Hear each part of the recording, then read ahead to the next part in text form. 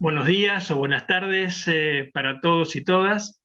Estamos nuevamente en estos diálogos que hemos dado en llamar diálogos con Enric Benito, con el objetivo de profundizar en temas tan significativos como es el acompañamiento en cuidados paliativos, el acompañamiento en el final de la vida física y en todo momento significativo que nos toque estar en esa situación de acompañar, ya sea como profesionales o ya sea como familiares.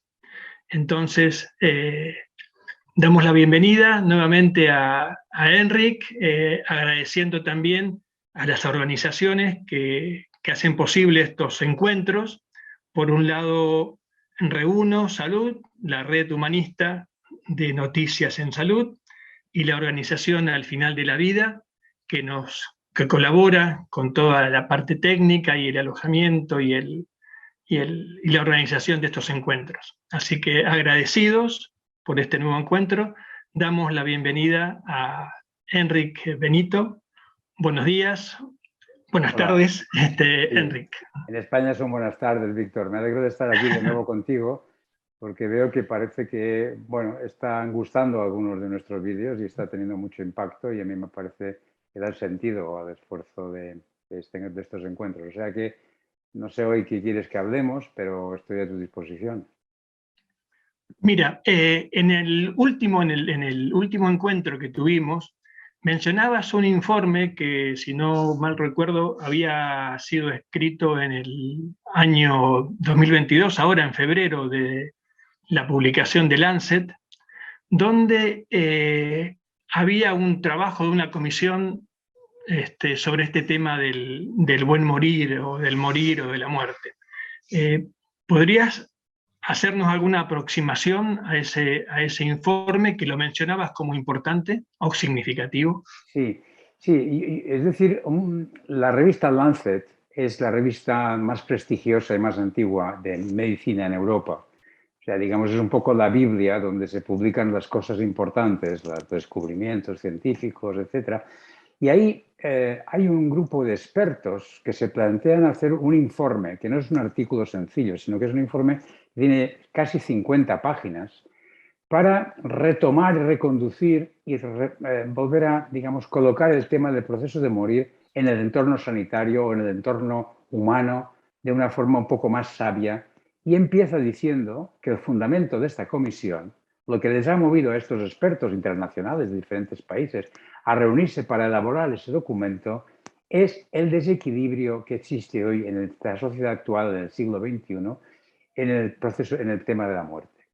Y hay un desbalance enorme porque, por una parte, hay gente que muere de forma muy, digamos, tratada médicamente hasta los últimos momentos, con unos costes enormes, una sofisticación tecnológica y un aislamiento de la familia y del entorno, mientras que hay otra parte del mundo donde la gente no tiene ni siquiera acceso a los calmantes y mueren de forma completamente abandonados, sin recursos ni atención. Entonces, dice, este desequilibrio, que ni tanto ni tampoco, deberíamos encontrar una forma de volver a retomar eso del proceso de morir y ponerlo en su lugar, de una forma sabia y científica y académica.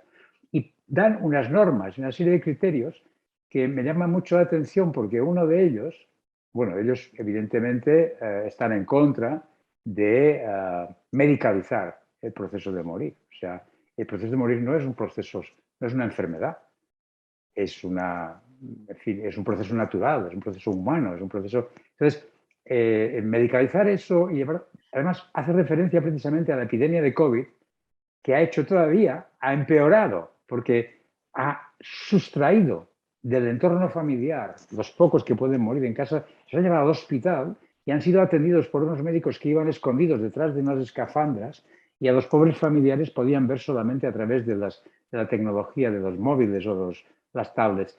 Es decir, eso ha aumentado todavía más el miedo y la medicalización del proceso de morir. Entonces, este documento, yo resaltaría un punto muy interesante, que es el de ellos reconocen que en el morir hay sabiduría y hay valor. O sea, Y valor. exacto. Es decir, la sociedad que digamos, oculta, la tapa, la isla a la muerte en los hospitales, no solamente lo hace mal y añade sufrimiento innecesario y un coste absoluto, además un estudio sobre costes, en fin, hay un montón de información en este documento para quien quiera verlo, pero sobre todo está comentando que es que nos perdemos la sabiduría, la comprensión, la paz, el aprendizaje que conlleva cuando tú acompañas a alguien que tú quieres y estás cerca de esta persona y estás viendo cómo se está desencarnando en una forma con control de síntomas, con un buen equipo si tienes la suerte de tener un equipo de cuidados paliativos. Lo que tú puedes aprender en ese entorno no está escrito en los libros. Es una experiencia vital que te transforma la forma de ver la realidad. Cuando ese informe Lancet dice que hay valor en el proceso de morir y que hay una riqueza que habría que recuperar, no sé si quieres que me extienda por ahí. ¿Te parece bien, Víctor? No, sí, sí. Por ejemplo, ¿podrías dar algún ejemplo de esto de qué significa valorar ese momento? ¿Alguna experiencia Sí, te ha mira, tocado? precisamente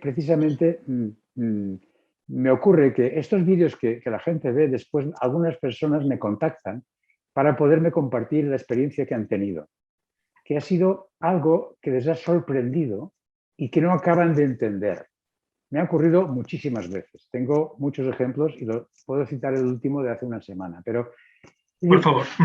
mira, el mensaje es el siguiente. Doctor, lo que usted dice, lo que usted explica, la forma como lo dice, lo que me llega, me da una paz y me ayuda a integrar una experiencia que tuve cuando acompañé a mi madre, que a mí me parecía que no podía contársela a nadie porque era como hubieran dicho que me había vuelto loca.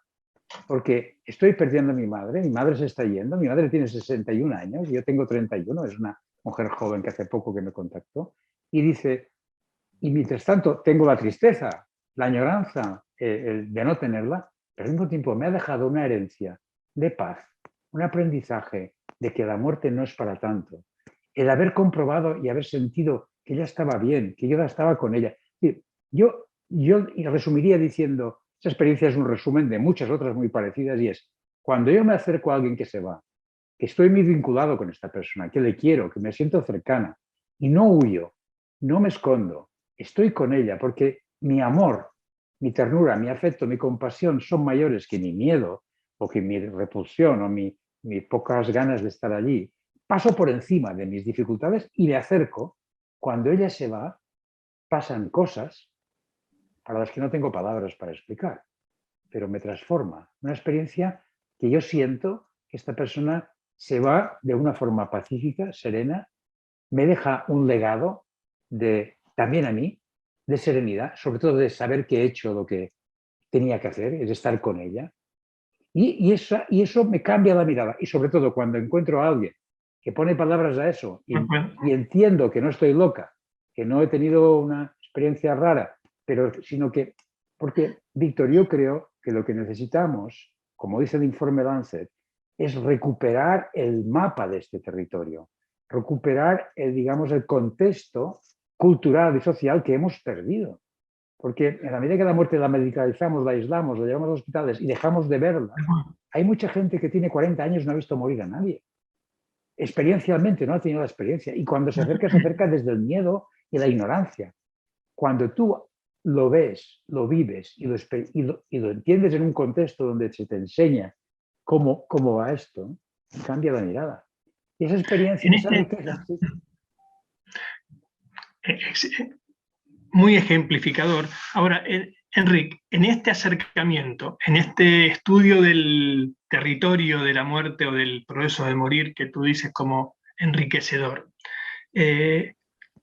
lo mencionaste, pero me parece que podría ser útil ampliar qué papel juega esa actitud que tú defines como compasión en muchos también de tus escritos, porque lo mencionaste, pero digo, en este acercamiento que tendríamos que hacer todo ser humano a ese proceso de morir para acompañar de un modo... Sí, sí. ¿De qué compasión hablamos? Porque muchas veces se malentiende la palabra y Sí. sería bueno abrirlo. Sí, mira, en primer lugar, yo diría, la gente tenemos en nuestro lenguaje, estas palabras de nuestro mundo interior no tienen la misma, digamos, son polisémicas, pueden significar muchas cosas según el contexto. Por lo tanto, primero voy a intentar acotar los conceptos para saber de qué estamos hablando. La gente dice, no quiero que me tengan compasión, pero eso está hablando de la lástima. La lástima es cuando yo me acerco al dolor del otro desde mi miedo. Y yo veo al otro que está sufriendo, tengo miedo, no quiero contagiarme y digo, pobrecito, qué mal que estás, qué suerte tengo que esto a mí no me pasa. O sea, hay una asimetría moral porque yo me estoy acercando, protegiéndome y viéndote a ti como alguien que está mal, pero que no quiero saber de ti porque no me gusta esto que está pasando.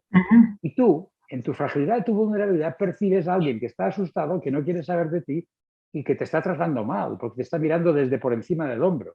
Esto es muy normal, que la gente, yo no quiero que me tengan lástima, porque la lástima no es un sentimiento, digamos, que me ayude para nada al que está sufriendo. La compasión es otra cosa.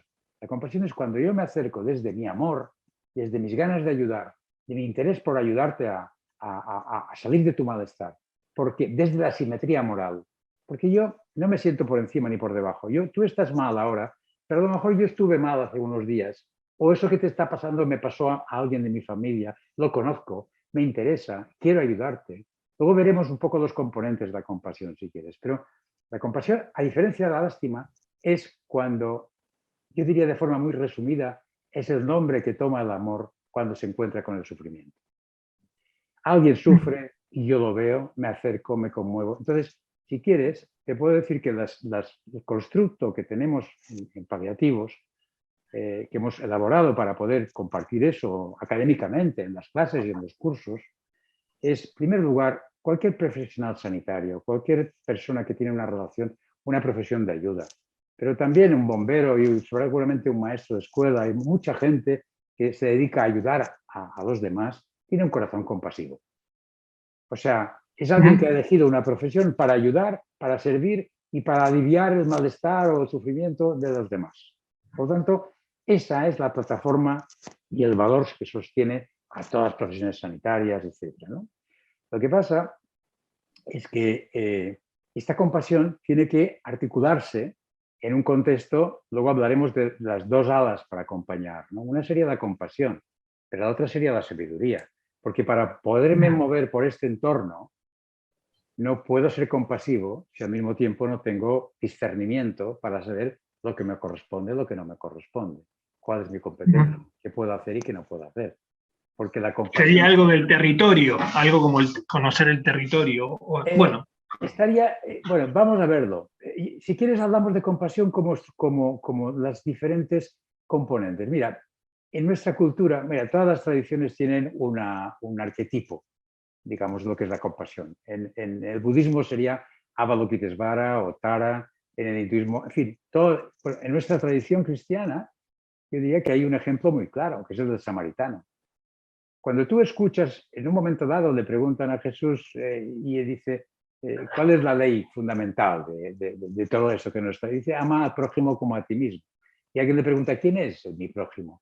Y pues mira, te voy a contar con un ejemplo. Iba uno peregrino por el camino, de repente llegaron unos ladrones, le atacaron, le dieron una paliza, lo dejaron tirado en el camino y pasó por allí alguien que iba muy deprisa y no tenía atención, no tenía tiempo, otro que era muy importante. En fin, al final pasó un samaritano. Fíjate, Jesús era un poco provocativo, porque un samaritano era alguien que no era de los que eran mejor vistos socialmente, ¿no? Era alguien como de una clase social diferente. Bueno, anyway, dice, y este hombre, ¿cuáles fueron las acciones? Primero, estaba atento, estar despierto, estar conectado, estar consciente, estar muy, muy, muy consciente, porque a lo mejor el enfermo, la persona que lo está pasando mal, no te dice que está mal, pero tiene una microexpresión facial, en su cara, en su gesto, algo que te da cuenta que le pasa algo. Tienes que estar muy despierto para poder darte cuenta de que este otro está sufriendo. La otra es acercarte, o sea, tomar conciencia, acercarte. Y la tercera es conmoverte. Porque tú, cuando ves a alguien que está pasándolo mal, lo más humano es que te des cuenta de que esta persona está sufriendo y a ti te llega este sufrimiento un poco Y entonces el verbo que emplea en el Evangelio es precisamente el splagnodzomai, en griego. Splagnodzomai, es decir, se le revuelven las entrañas, se conmueve internamente cuando ve al otro que está sufriendo y se acerca para ello. Entonces, fíjate, es atención, conexión, conmoción, regulación. Porque si yo no regulo y me conmuevo tanto que me pongo a su lado a llorar, eso no sirve para nada. Si yo me contagio de su malestar, no le puedo ayudar. Tengo que regular. Para eso es esa metacognición, esa atención plena que tengo que cultivar para trabajar en este entorno, de poder gestionar la emoción, y a partir de aquí todos son verbos de acción.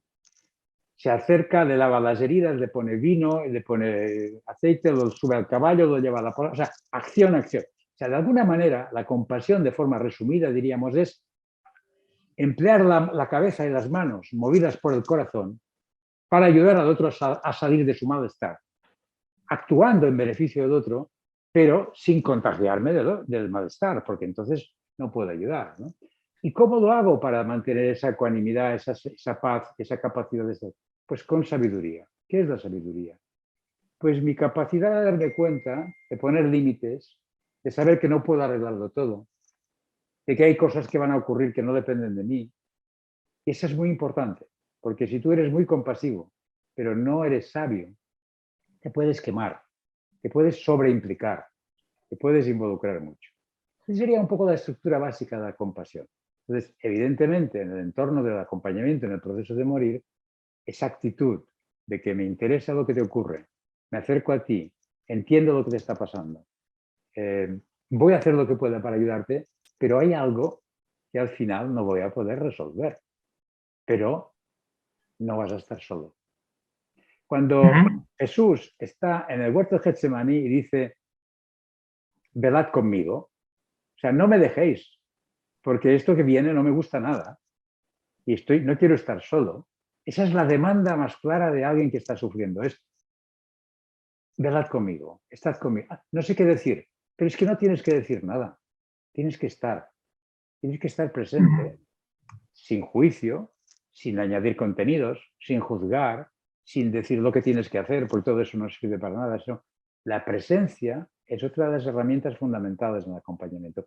En resumen, nosotros enseñamos que las 3 herramientas de acompañamiento son la acogida, la aceptación incondicional de la persona que no juzgamos, la presencia, que es esa capacidad de estar conectado con lo que me sostiene y me permite discernir lo que se necesita en cada momento, y la compasión, entendida como esa acción en favor del bienestar del otro.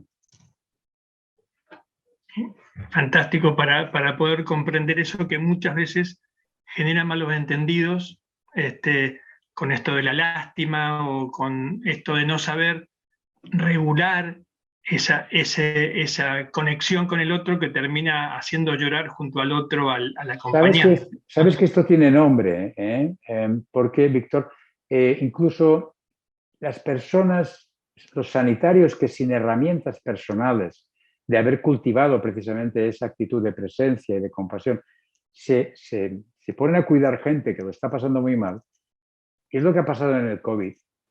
Y muchas personas han quedado muy tocadas emocionalmente por no tener esa capacidad de regular la emoción. Yeah.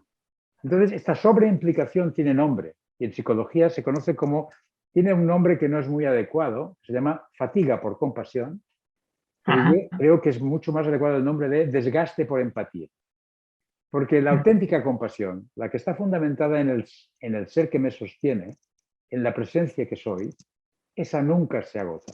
Cuando tú eres compasivo y además eres sabio y estás conectado, eres capaz de estar allí, dar lo máximo de ti. Puedes cansarte físicamente y llegar a casa bastante cansado, pero emocionalmente estás muy rico porque estás conectado con el otro a unos niveles maravillosos. Pero si tú no sabes poner límites y te sobreimplicas, quieres salvar al enfermo porque es injusto que se muera, o todos esos juicios que haces, eso puede acabar con un desgaste por empatía.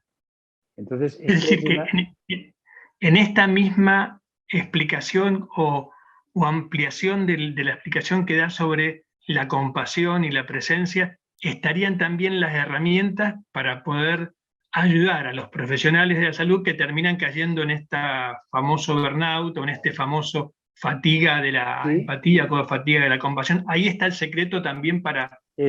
Nosotros hemos publicado en el año 2015, nos planteamos qué hace que los profesionales de cuidados paliativos sean más resilientes, sean más felices, tengan menos burnout que muchos otros profesionales de otros.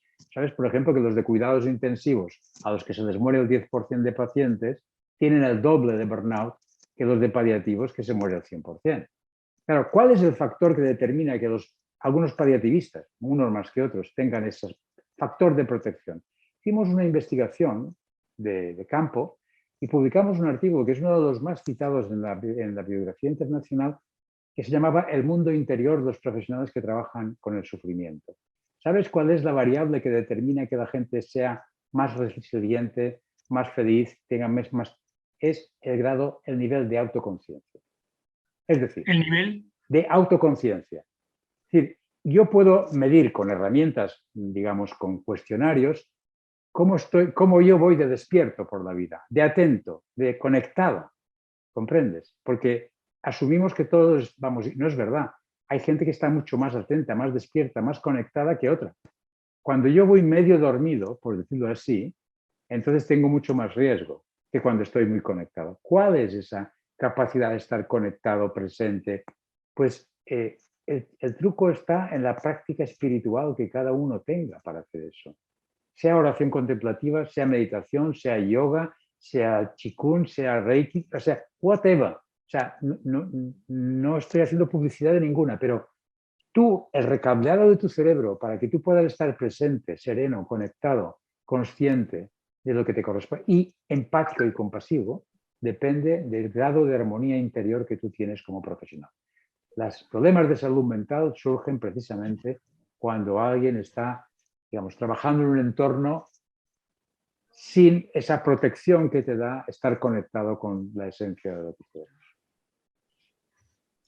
Muchas gracias, Enric, porque has tocado un tema que siempre es muy importante esclarecernos en el tema del acompañamiento, que es la compasión. Así que vamos redondeando y cerrando este tercer encuentro, y para cerrarlo me gustaría que nos cierres el encuentro con una reflexión acerca de la compasión en el acompañamiento. Si tuvieras que sí, yo creo que lo que pensando en los que nos escuchan. Nos ha quedado por decir dos cosas, Víctor. Una es que esa compasión se hace sin apropiación de los resultados, sin interés por los frutos.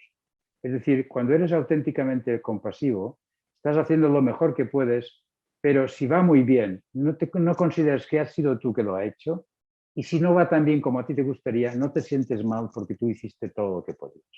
Es decir, la primera cuestión es desapego de los resultados. Pero la otra es que ese trabajo tiene premio. Tiene premio en el sentido de que cuando tú ayudas a alguien que está sufriendo,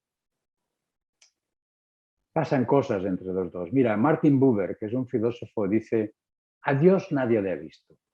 Pero cuando alguien sufre y otro se acerca para ayudarle y acompañarle, entre los dos, a menudo, se da una presencia que los transforma a ambos. El enfermo sale mucho mejor, pero tú sales habiendo aprendido algo que no está escrito en los libros y que te llevas puesto. Es lo que Cicely Saunders, la fundadora de los cuidados paliativos, decía: cada paciente al que tú ayudas, que pasa a decir no me quiero morir, no me quiero morir, a decir acepto que todo está bien y espero que acabe bien, cuando ese enfermo hace ese proceso y tú le has acompañado, este enfermo te deja a legacy, te deja una herencia, te deja un legado. Y ese es el aprendizaje que me permite a mí hablar con esta aparente autoridad que surge precisamente de la experiencia de haber acompañado a tanta gente. Es decir, no te apegues a los resultados sabiendo que muchas veces esta experiencia tiene un premio extraordinario.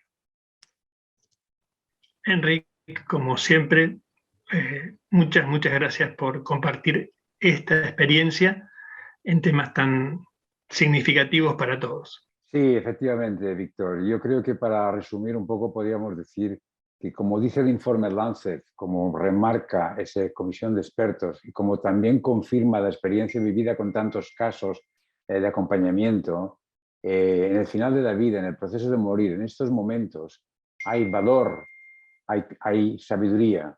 Si bien para acercarse en este momento y descubrir la riqueza que se da en estos espacios, en el borde mismo del misterio que es el proceso de morir, hay que hacerlo con compasión, con coraje, con confianza.